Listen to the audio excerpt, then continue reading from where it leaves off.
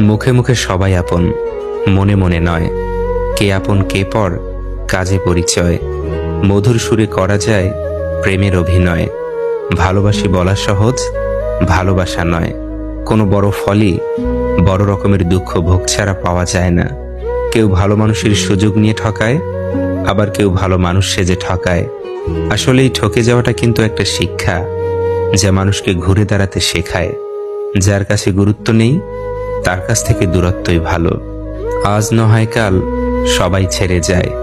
বিচ্ছেদ অনেক রকমের হয়, হোক সেটা প্রতারণা, মিউচুয়াল সেপারেশন কিংবা মৃত্যুতে।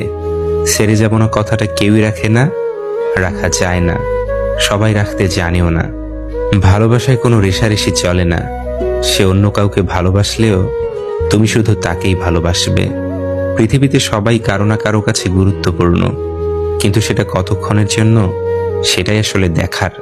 অবশেষে দেখা গেল, আপনি যে মানুষটার কথা ভেবে দিন রাত একাকার করে দিয়েছেন, ঠিক সেই মানুষটাই আপনার দরজায় শুধুমাত্র নিজ প্রয়োজনে কড়া নাড়ে।